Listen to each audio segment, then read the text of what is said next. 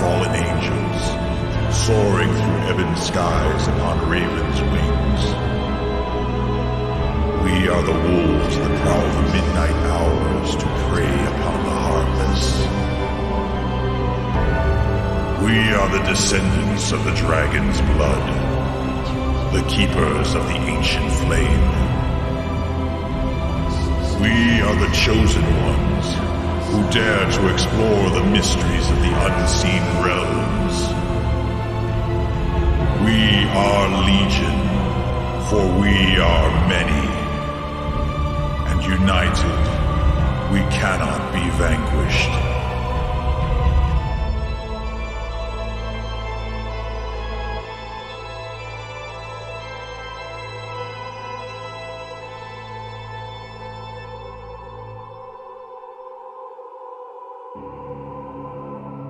Anyway, back to strudel. So my mama made them, but she always said she had very weak fingernails. They would break off much like a shark's teeth, but she had many more under. They would just fold out. So it was not uncommon to have in one piece of strudel 40 to 50 fingernails of my mother's. But if you didn't eat them, she would beat you mercilessly for being ungrateful for not consuming all of her strudel. In other news... Oh, misty eye of the mountain below, keep careful watch of my brother's souls. And should the sky be filled with fire and smoke, keep watching over during suns. The Celtic forefathers had migrated to regions of Scandinavia, Scotland, Ireland, and Denmark after their migration north from the region of India. In that time, they were known as the Druid tribe and were recorded to have been present in India's earliest recorded history in the Battle of the Ten Kings. This same tribe is later found to be in the recorded texts of the Druids, and it is assumed through their migrational journey that they were the ones who had given the Druids their astrological knowledge as they passed through on their way to Scandinavia and Scottish regions. Where and how they held such knowledge I will get to later.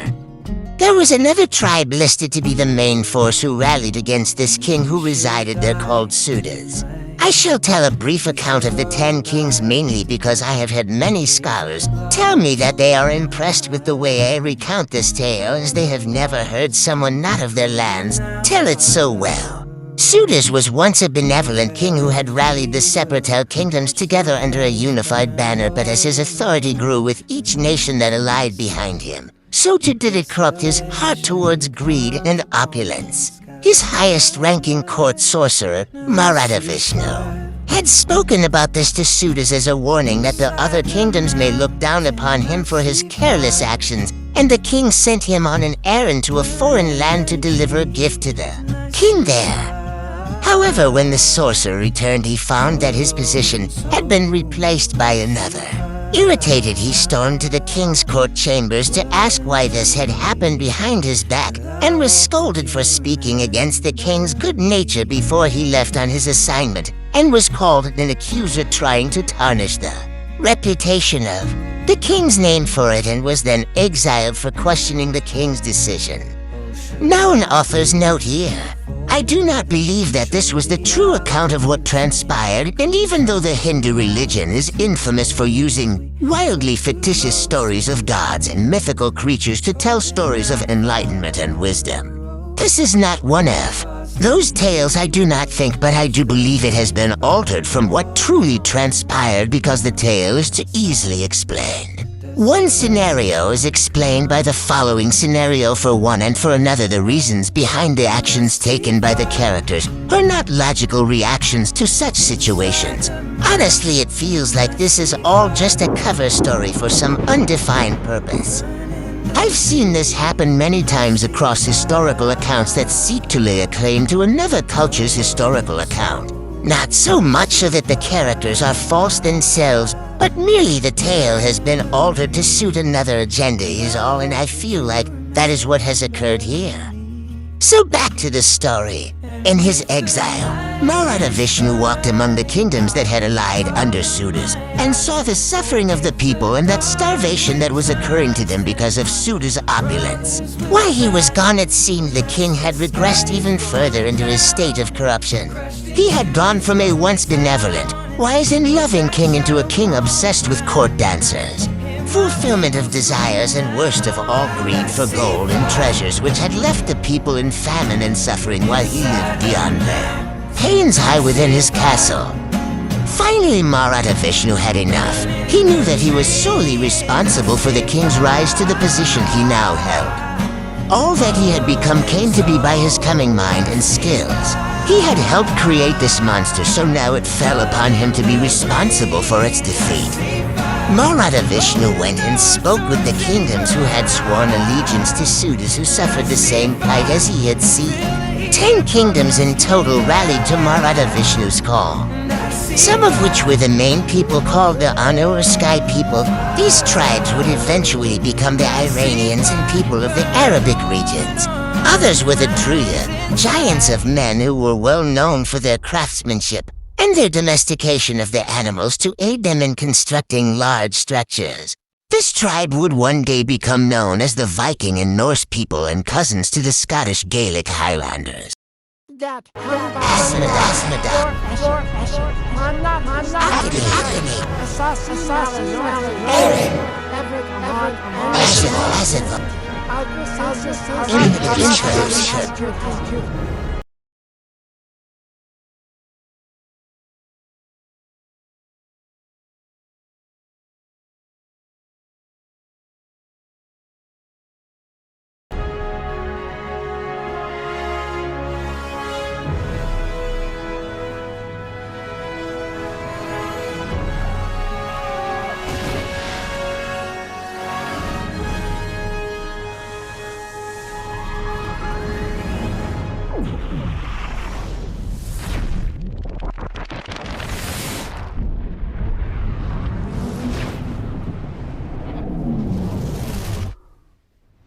Authors note this story's aftermath actually is the origin of the mystical migration of the legendary creatures of fantasy, which I believe was an encrypted method of masking their migration from this region after the battle had finished into the lands they eventually came to dwell in. All across the world there are scattered legends and mystical tomes that record all sorts of magical encounters with creatures like the fairies of an island. The druids' encounter with Druhayan Ra, the sun god who brought to them their astrological knowledge of the stars, along with many other smaller scenarios found within the great legends of many cultures that can be sourced through association to this storyline's gathering of the 10 kingdoms.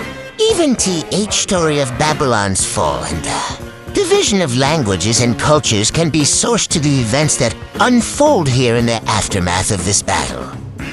With the 10 kingdoms by his side, Narada Vishnu swept over the kingdom of Sudas and battled against his armies. Brother against brother, basically. Until finally near the end, as they cornered Sudas himself, who was forced to leave the safety of his castle and now was trapped with the 10 kingdoms on every side ready to bear down upon him. Sudas used his power to bring down the deluge from the skies and did food the old world with torrential waters that covered every mountain in every land. It was not until a woman from the lands to the north came and was given 5 gemstones of great power, and she did patch the hole in the sky, and the deluge of water stopped and slowly receded, and life did one day return to the lands, and green things did grow once again. This was the story of the 10 kings that was passed on to me in the same fashion as it has been passed down through the ages. It does not matter truly whether the story was accurate to historical accounts. What is most important here is the passing of tradition. To pass along knowledge as it was given to you from one generation to the next. Succeed in teaching this lesson to each generation that follows after you, and your people, no matter how diverse, shall live on through the legends that follow within the fascination of the youth's minds. Eventually, that will develop into an efficient method of gathering data which will decide the level of a culture's ability to understand the things around them and their overall intelligence. Now unto a short tale that involves one of the most famous wizards of all time, but also one of the most scrutinized as well. This is the tale of Ulrich von Guntermeissen, also known as the Lord of the Ghouls. He was a very powerful and gifted necromancer during the 13th century and lived in the Germanic regions near present-day Austria. He was an educated man who came from a wealthy family. It wasn't until his mid-20s or early 30s that led him towards the path of occult infamy. Around that time, poor Ulrich lost both his wife and son to typhoid. Racked with grief, he did what most men did back then and returned to his more primal culture's beliefs and summoned the ancient sea demon, Cthulhu, who was believed to have access to secrets not known among the mortal world any longer. They say that everything that sinks into the sea ends up eventually in the South Pole, and it was from there he would draw upon his wares and make deals and bargains with desperate men who would call upon him along the shoreline. A conch shell would be used, or a similar horn-type instrument. A thick and heavy fog would soon roll in, and a merman would walk up from the water to take your request. The merman would mark you with the black spot that would represent how long until they were to return for their heart's greatest desire. But it comes at a price. Once you have fulfilled the purpose of that which you sought help for, Cthulhu would return and turn you into one of the sea creatures, and when the fog would recede back into the ocean, you would follow it as if walking towards some calling only. You can hear, and you would never be seen again. This old legend was a spook story among the earliest known sailors, but judging by the recent finds in Antarctica, the myth may not have been a myth, and with my recent exploits involving these alien transmissions with plans of a reptoid invasion, or, in better translation, friggin' pod people, but these pod people don't look like us, not this new model. The old ones did, the black-eyed children that were spotted years ago in England. Now there is a new version, the Twaith Dudanen, and their leader is Cthulhu. Now in the old Dutch legends, Ulrich was a man of the new religion at the time called science, and like most men of science back then, he studied greatly in the ways of anatomy through autopsies of the dead. Now it is unclear what Ulrich's true crime was, but many different accounts all say he was working on something highly unethical. Some say that racked with grief he had been searching for the formula immorality, or how to bring the dead back to life, and even transplanting a person's soul into another body. Rumors were that this was the legend that inspired the author of Dr. Frankenstein a few centuries later. From here the legend becomes smeared with false accusations by the townsfolk and supported by local priests, but I do not think he was guilty of anything they had him executed for. He was accused of sexually immoral acts with the deceased, trying to raise the dead, severe dismemberment of his test subjects' bodies, along with heresy, blasphemy, and worshipping demonic idols to gain the secrets behind his work. Legend has it they entitled him as the Lord of the Ghouls and labeled him a necromancer, then had him entombed alive in the underground cemetery tunnels that ran beneath his house. Legend also says that this was one of the individuals who possessed the fabled True Necronomicon, a book of great sorcery and evil, as it was written by the very hand of the devil himself in a time long, long ago when angels walked the earth with man. In it they say the devil wrote his most powerful spells, that he used battle against the very power of God himself, and that Ulrich had to sell his soul in order to attain its knowledge. Ha ha! Now that's some serious misinformation there.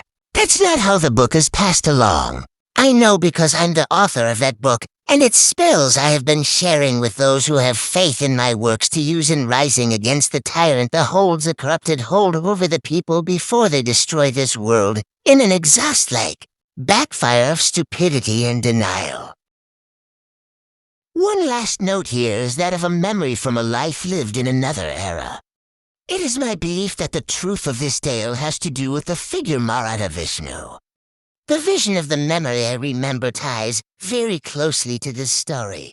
My memory as Lucifer, my memory of being called back to the Lord's throne, and the events that led to my renouncing my allegiance to heaven and my murder from Uriel's hands from behind. That was the sensation of the hot searing pain that was said to have turned me into Satan. It was no flaming sword, for as I've said, the angel who was given the flaming sword was never to leave his post. In fact, the whole fall of Lucifer from heaven before the creation of the earth, I believe, is false. I think this is all a part of Satan's threat to warp religion to his own desires and pit us against God so that he would be forced to smite us for our arrogance once we learn the truth and rise up in anger against him for it. That fall from heaven cannot be true, for I still am within the hosts of heaven during the time of Joab. Even up until the end of days I am found fulfilling God's prophecies as Apollyon, and in these days as the angel of prophecies, as John of Revelations. One must remember something, though, that heaven and what occurs there does not adhere to the laws of time, for it is beyond existence, and time is an aspect we use to describe something that occurs within the span of existence.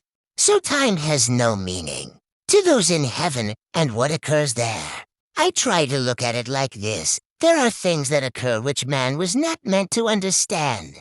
So those questions and topics which they seek to know the answers to involving heavenly matters should be held from being understood until the time comes when the general person can grasp the concepts that support that topic, such as I did here with the concept of time. Once the basic person can grasp the understanding behind time and its position of effect and how it is measured, then would it be time for those questions to be answered and understood by man. If they seek to unlock its secrets before then, the result always leads towards suffering of the innocent, deaths, wars, and destruction, all centered around that knowledge they sought answers to. That's my observational opinion, of course, but nonetheless. Dimes excommunicatis serafin spiritus sanctem sanctum ono tempestia badendus in kilo qui mi fecit in yoc good statant te exadi dominare senermim, et vaid qui sinistretu in crisener indigit benedictioner tue contrasudo prophetes peretienes, qui cercem misi dactis antics and mieta diuvemi contraio es qui reisonibus et exarcismis dolous pro vanum nominarent et disponent. Sic et ant dixerem tibi, in his motis nos sumes sicat frateris adiuvemi scribe hic verbe ad delem contraini eries iuses verbiti opere falsarem prefeturem et ministrarem tuarem, qui nominti pregredianter, adiuvemi, et virtutem et versarierem non cognos memim ienim, quid existi mihi, cam primem perdisenis mificisti dilicem quod firitarmenti locem vidierno luisti sain. Protexener ab hoc problem et prepositem atinginon potest, qui nos contraes ingisem fovebent, donec velites cognosceter, et nec tu velae aperibes nostris pacifis intendier peterimes nudem, anto cieles tues, conerim veritet stiarcam nihil seller, qui ant te sain piudar, sain piciat oprimi hominis, sain indeisio et sain jactans in his verbis consisto qui egreties presensitui. Lapsis ant, refugio indigentibus abaeis, qui nos veres aeter lident, damnetarem spiritus, lapsarem in peccatem, et ierem qui perdiderent vaem semite animerem perditurem pestarem et grexies ad te aeter qui rendem ex hac vitem ex episti et id nomen quod nanc genum distio dai. Tempus sensio ad veritas dihacri rivelete et qui se serdetis case procedent ob exarsis marem tenebrasque. Copies, qui contraio es pagunent. Nam fornication est bimaltis feleisceis, quas notis ant mali spirites accuserus anec elsium tuem et fidem mandi, hic periulo revelem vigent verem pagunem qui pro anime hominem patiter et veritatem endabiter aesio di peripielis, quas hoc dicent, homines in ioce locer, sed ex aeis, qui vidi, in periculo sant. Saev hic notes saev incognitus ant domin. Hoc verbum saepintia fero et pro nostre tranquillitet animi, ad pro salutarem es pro omnibus, amendimes excommunicatis serafim de spiritus sanctem sanctum ono tempestia badem.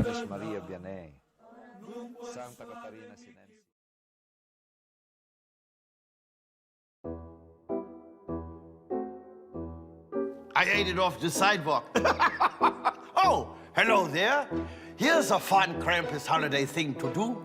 Find someone you like and very carefully remove their face from their head and place it on the face of someone you don't know very well but would like to get to know better. Then you introduce yourself to this person and voila, you have made a new friend with the face of an old friend. Now that's good Krampus. Happy Krampus, anyone? Anyway, back to killing this guy, as I was saying. Electrical impulses. Every cell knows and talks to every other cell.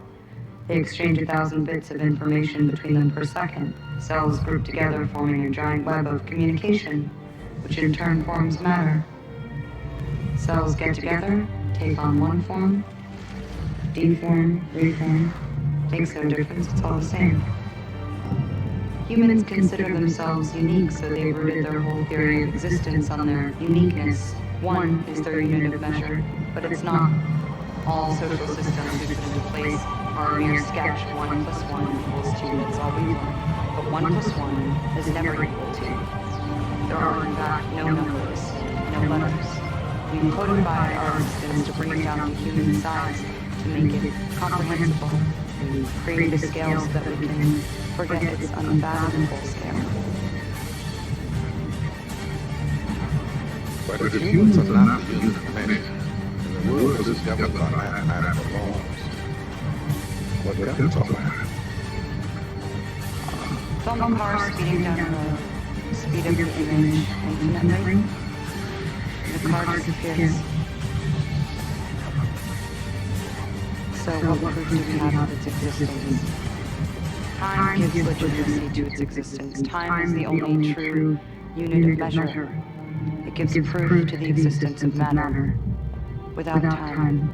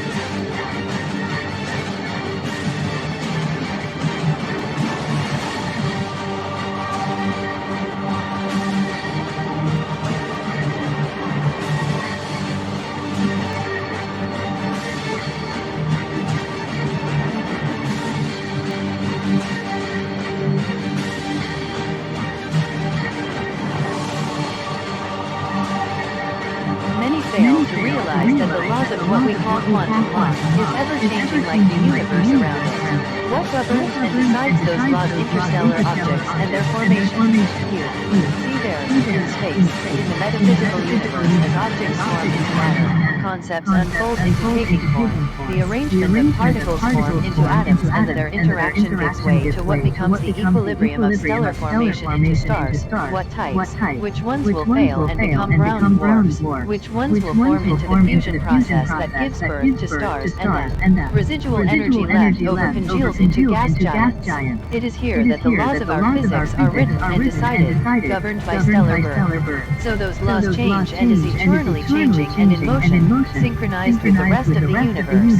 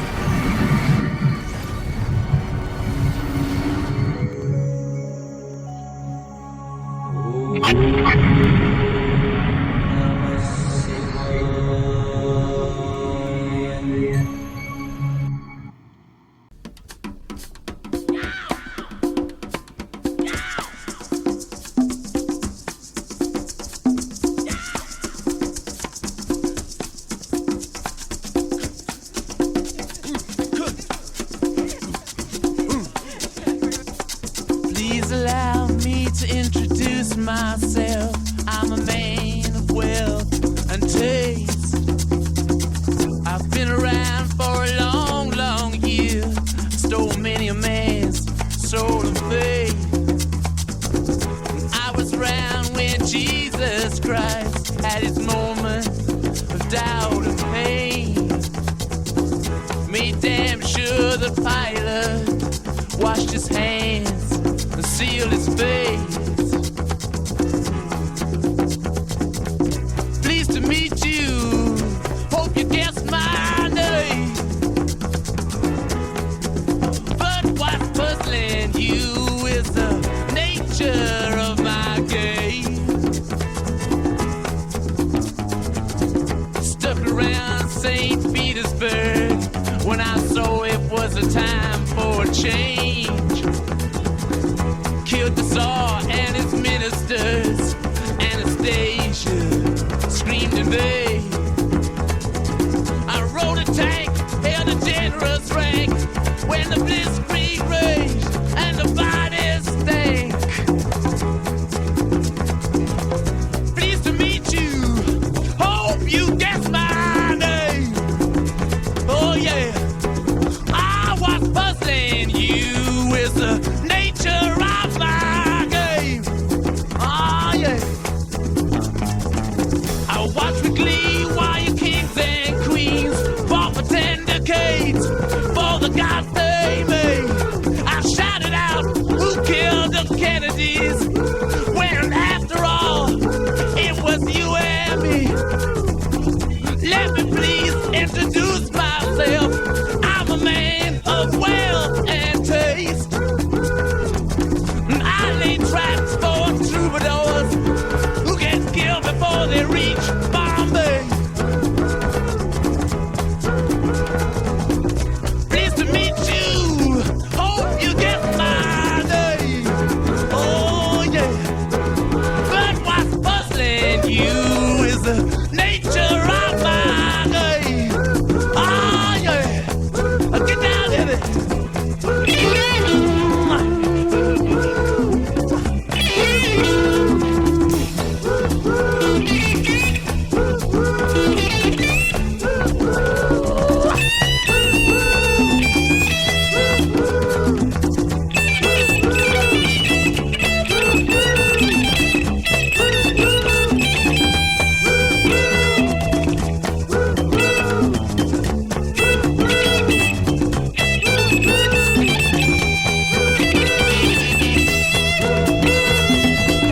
Pleased to meet you. Hope you guess my name. Oh yeah. But what's confusing you is just the nature of my game. Yeah. Just as every cop is a criminal and all the sinners saints. As heads is tails, just call me Lucifer, 'cause I'm in need of some restraint.